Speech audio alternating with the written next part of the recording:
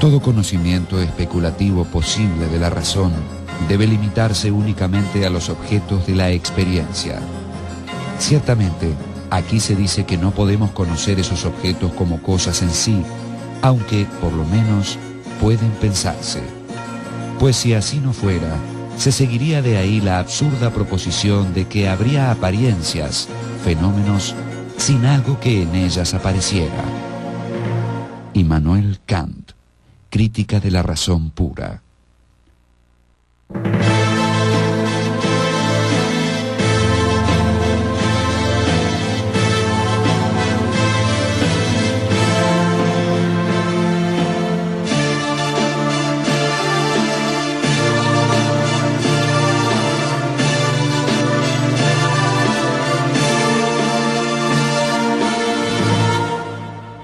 Immanuel Kant.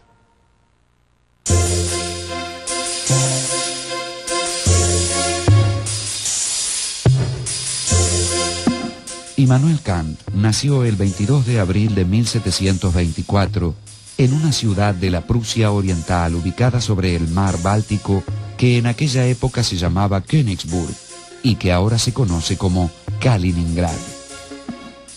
Era de origen bastante pobre, ¿no? Era maestro talabartero el padre, y sin embargo con esfuerzo y con la ayuda de benefactores consiguió mandar a los hijos a la universidad y bueno, Kant se destacó enormemente, ¿no? En la universidad estudió lógica, metafísica, ciencias naturales, en particular geografía física y filosofía de la religión. En su formación filosófica fue fundamental la influencia del racionalismo de Leibniz y el conocimiento de la tradición empirista inglesa. También fue importante el ambiente religioso en el que se crió. La madre era creyente en una, no sé si llamarlo secta o en una línea religiosa que se llama el pietismo, que hacía hincapié en un examen de conciencia extremadamente escrupuloso. La moral tenía que, o la conducta tenía que basarse en una pureza perfecta, y eso seguramente marcó el pensamiento de Kant, tanto en lo que se refiere a la escrupulosidad y minuciosidad del pensamiento en general, como también en lo que se refiere al rigorismo en lo moral. Kant se crió en un ambiente pietista, ¿cierto? Que es una variante del luteranismo germano.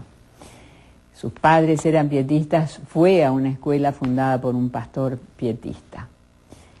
Sin embargo, tomó distancia más tarde y respetando lo respetable del pietismo, sencillamente descalificó la forma de piedad, la forma de mostrar públicamente la piedad, cierto tipo de supersticiones. Una vez finalizados sus estudios, Kant se empleó como preceptor de familias nobles. En 1755 presentó una tesis sobre temas físicos y consiguió el título que lo habilitaba para dar clases. Pocos años después, consiguió también el cargo de ayudante en la Biblioteca Imperial. Esto tiene una consecuencia muy interesante después, muchos años después, cuando Kant se pone a escribir acerca de la filosofía política de la época, cuando compone ese tratadito sobre la paz perpetua, que es probablemente el más traducido y el más leído de todos los de Kant, porque en ese tratado y en otros se nota que ha tenido un gran, estrecho contacto con la literatura, con la bibliografía jurídica de la época, cosa que normalmente no hubiera podido tener cualquier persona, ¿no? Pero se nota por todos lados este conocimiento que tiene Kant de la bibliografía jurídica, de la bibliografía científica, gracias a las posibilidades que le dio su tarea de bibliotecario. Desde 1755, Kant escribió una serie de textos sobre materias muy variadas y fue ganando prestigio académico. En 1770 fue nombrado profesor titular de lógica y metafísica. Para entonces Kant había escrito ya varios libros, pero en 1770, cuando es nombrado profesor titular o catedrático en la Universidad de Königsberg, tiene que dar una disertación inaugural y expone en latín un tratado sobre los principios del mundo sensible y del mundo inteligible, que realmente es una inmensa novedad en la filosofía de la época. En esta obra introduce la inmensa innovación de presentar al espacio y al tiempo como formas del mundo sensible y por tanto no como algo que está en el mundo, sino como algo que está en la mente que se enfrenta a ese mundo. Nunca conozco al tiempo ni al espacio por observación de las cosas que se me presentan, sino que la observación presupone siempre ya un conocimiento previo del tiempo y del espacio, y ese conocimiento es independiente de la experiencia.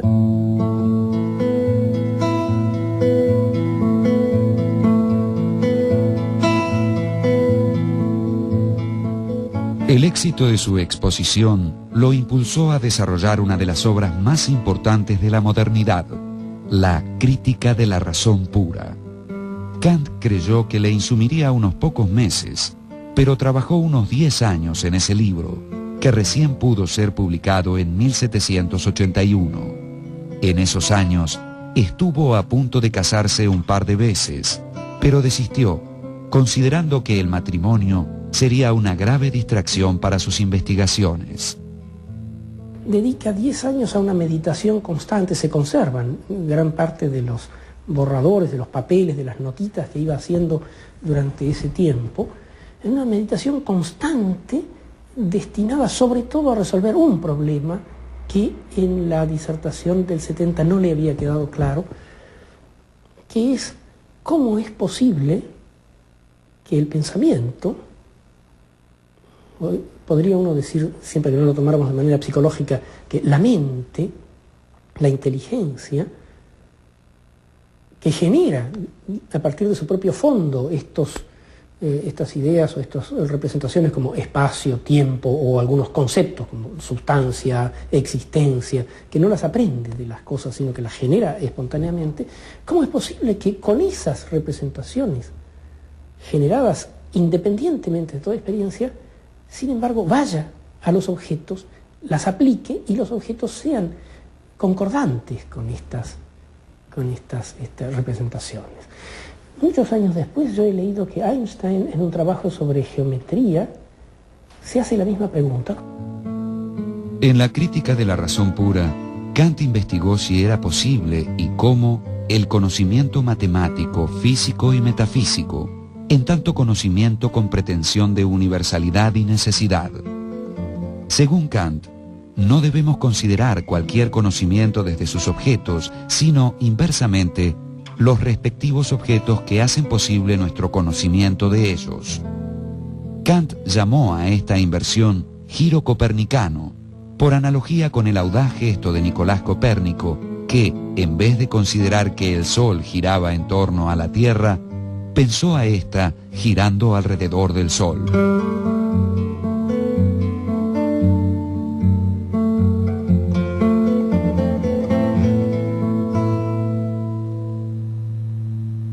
Kant dice, por un lado está la actividad conceptual de la razón, pero por otro lado también tenemos que deponer el orgullo del racionalista dogmático y admitir que también están las leyes de la sensibilidad y que los conceptos de la razón sin un contenido dado por la sensibilidad son vacíos. Así como el empirismo recalcitrante, el empirismo empecinado que dice solamente vamos a dar fe a los contenidos obtenidos por experiencias sensibles, así como esos contenidos son ciegos. El puro dato sensible sin concepto que lo estructure es ciego, es como lo recibe una cámara de televisión o algo así, que no razona, y el puro concepto sin contenido sensible es vacío. Según Kant, el sujeto constituye al objeto, como unidad sintética de sus percepciones. La actividad del sujeto es lo que hace posible al objeto. Por eso, Kant introdujo la distinción entre fenómeno y noumeno. Fenómeno es la cosa en cuanto a objeto para un sujeto que lo conoce. Noumeno es la cosa considerada en sí misma, sin relación con ningún sujeto. Solo lo que es fenómeno puede ser objeto de conocimiento científico. Hay que recordar que el noumeno es del orden de la cosa en sí, lo que no puede conocerse, ¿no es así? Kant separa muy bien lo conocido de lo pensado. Lo conocido es del orden de las ciencias y de la crítica de la razón pura y toda la dinámica de su estructura.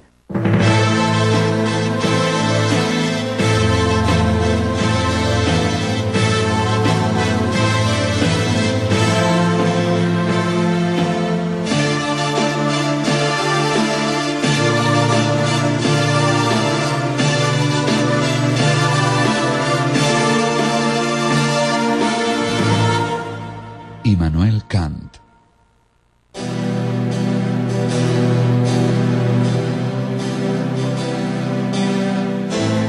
A partir de su análisis, Kant encontró que los objetos de la matemática que se apoyan en la intuición pura y los de la física que se apoyan en la intuición empírica son posibles, pero no los de la metafísica, que no expresan ninguna experiencia.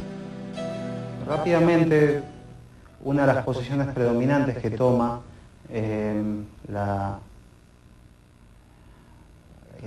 cómo se recepciona el problema de la metafísica tal cual está abordado en la crítica de la razón pura es la consideración de que se trata de una destrucción radical de toda metafísica posible. Y así, por ejemplo, lo entiende fundamentalmente el idealismo alemán. Pero la filosofía teórica termina, como resultado, en que no se pueden responder con la pura teoría cuestiones relativas a metafísica, a cuestiones aquellas como las que habíamos planteado antes de teología natural, por ejemplo. ¿Qué pasa con Dios? ¿Quién creó el universo? Y como esas muchas otras, ¿no? Entonces, sin embargo, Kant encuentra que, a pesar de que todo nuestro conocimiento teórico queda entonces en la trama general del conocimiento empírico, del conocimiento espaciotemporal, sensible, sin embargo hay un acontecimiento fundamental que yo me atrevería a presentarlo casi como un milagro, y es la presencia de la ley moral en la conciencia. Los objetos de la metafísica son solo ideas regulativas para la razón teórica, pero juegan el papel de postulados ineludibles para la razón práctica. Por la crítica de la razón teórica pura, sabemos, por ejemplo, que es imposible conocer ciertamente si hay en el mundo libertad. Pero la razón práctica, al plantear el problema de la conducta moral, presupone la libertad. En resumen, no puedo teóricamente afirmar la libertad, pero prácticamente, como sujeto ético, debo postularla. O sea que ya está, en la misma crítica de la razón pura, está abierto el paso a la crítica de la razón práctica y a la posibilidad lógica de pensar la libertad. Porque para Kant, si no existiera la posibilidad lógica de pensar la libertad, entonces ese tema ni siquiera podría ser tenido en cuenta.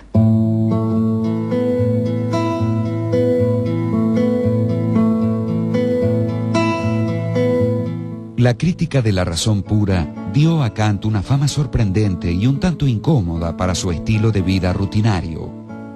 Mostrando una inmensa vitalidad intelectual, Kant publicó en pocos años una serie de escritos importantes. Los Prolegómenos a toda metafísica futura, en 1783. Los Primeros principios metafísicos de la ciencia natural, en 1786. Y la crítica de la razón práctica, en 1788. La crítica de la razón práctica, que sería entonces la segunda de sus críticas, tiene un idioma así muy severo y una metodología estricta que intenta ser paralela a la de la crítica de la razón pura. Y en cambio la metafísica de las costumbres, fundamentación de la metafísica de las costumbres, es como si estuviera dirigido a un público más amplio, ¿no? Que no hay dificultad para entender ese texto. En la crítica de la razón práctica, Kant se propuso fundar una ética racional y autónoma que se apoyase solamente en la razón y que no dependiera de inclinaciones subjetivas. Para Kant, el respeto es el único sentimiento racional. Es decir, es la razón que, frente a la forma de la ley, la acata por respeto, necesariamente. Y lo contrario sería una determinación de la voluntad por las inclinaciones que Kant llama patológica, no en el sentido nuestro de patológico como enfermo, sino de pathos, ¿no? De la cosa que se vincula con lo sensible. En ese sentido, con odio, amor, simpatía, es decir, cualquier tema que sea un contenido, ¿no? Eso es una determinación patológica de la voluntad. Entonces, el hecho de que la voluntad sea solamente moral cuando está determinada por el respeto a la ley es lo que se denomina el formalismo kantiano, porque, como estamos diciendo, se excluye de esto totalmente cualquier contenido que queramos darle. Conducirse por respeto a la ley no es lo mismo que conducirse conforme a la ley. Es posible que alguien actúe de acuerdo con la ley, pero por motivos no morales. En el contexto kantiano, la ley moral, que es un factum, además, es un hecho, no se desprende de nada, no hay antecedentes, cada uno en su conciencia la encuentra, ¿no? Por eso Kant dice, ante un hombre de condición humilde, en quien yo veo el funcionamiento en sus actos de esa ley moral que yo reconozco en mí mismo, dice, mi espíritu se inclina, ¿no? O sea que acá no es una cuestión de ser un ilustrado para descubrir ese respeto por la ley moral y ese sentimiento, ese sentido del deber, ¿no? Eso está en todos los hombres. Entonces, y eso se denomina en Kant, la ley moral es el imperativo categórico. El imperativo categórico se contrapondría, digamos, a los imperativos hipotéticos, porque los imperativos hipotéticos persiguen fines, o sea, son condicionados. En última instancia, el imperativo categórico manda, sé libre, es decir, no te sometas a legislaciones ni de otras personas que pudieran entrar en colisión con tus convicciones morales, ni tampoco de vos mismo. No te sometas a presiones de tu biología, de tus intereses, de tus ambiciones, que pudieran entrar en colisión con esta ley moral. En 1790 publicó la tercera de sus críticas, la Crítica del Juicio o Crítica de la Facultad de Juzgar, obra en la que analizó la facultad racional de subsumir lo particular en lo general y hallar lo general en lo particular. Se ocupó allí de estudiar el juicio estético y el juicio teleológico. Dice Kant, bello es aquello que gusta sin que medie un concepto. Gusta.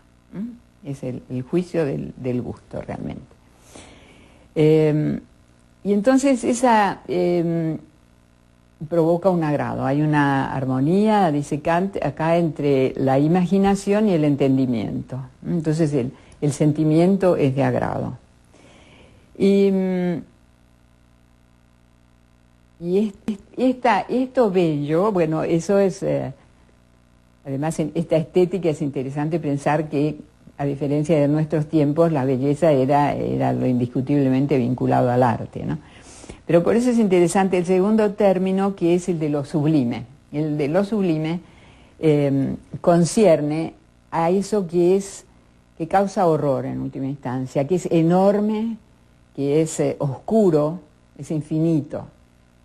Entonces, nuestra primera enfrentamiento con esas características es de miedo, es de terror. Pero al mismo tiempo, como es un fenómeno que no nos va a afectar, que no corremos peligro, digamos así, entonces ese terror se convierte en una cierta forma de agrado. O sea, lo sublime no es la cosa la que es sublime. Esto, por eso esta crítica es siempre la del juicio reflexionante, porque es la vuelta sobre el sujeto, ¿no? Aparece eso que estamos calificando como sublime, y en última instancia es la conciencia que está frente a eso que está ocurriendo, la que tiene ese sentimiento de que lo que está viendo es sublime, lo denomina así. Dice, por ejemplo, cuando hay una tormenta en el mar, una tormenta espantosa, aterradora, no es eso lo que es sublime, sino es la resonancia en mí de eso que estoy viendo.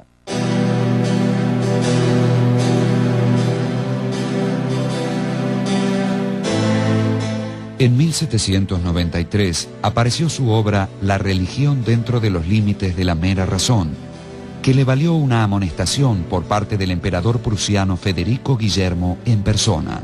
Se le reclamó una retractación respecto de su filosofía religiosa si quería evitar dolorosas consecuencias.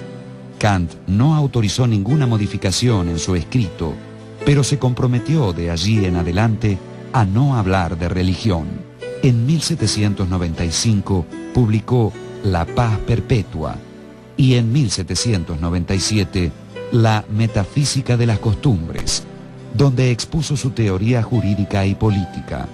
En 1798, al fallecer Federico Guillermo y ocupar el trono su hijo Federico Guillermo II, Kant se sintió liberado y publicó El conflicto de las facultades, en el que estudiaba los límites mutuos de las ciencias y la relación entre la filosofía y la teología. Poco tiempo después, el 12 de febrero de 1804, mientras trabajaba en una reformulación de su filosofía, Immanuel Kant falleció. Parece que hasta en las cosas más pequeñas tendía a buscar un principio sobre el cual se pudieran subsumir, o tendía a organizarlas de acuerdo con principios universales. En última instancia, esto tiende a mostrar una racionalidad del universo entero, ¿no? Y a inscribir la propia persona en esa racionalidad del universo. Sobre finales de la década del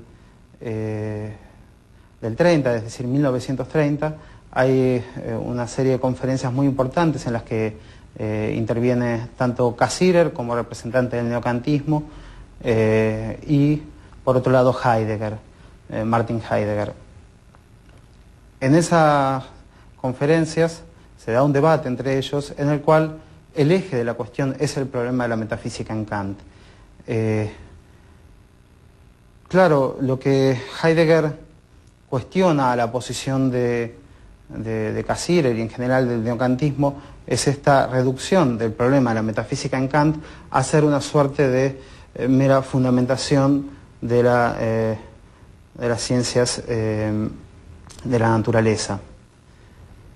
Quizás no sea el momento de analizar en profundidad la postura de Heidegger sobre la metafísica kantiana. Es una posición bastante compleja, pero más importante quizás es llamar la atención sobre las consecuencias que trajo, hasta que se verifican hasta la actualidad, en la interpretación de la metafísica kantiana. Vale decir, pareciera, en cierto sentido, que Heidegger despertó la atención sobre el problema de la interpretación metafísica de Kant.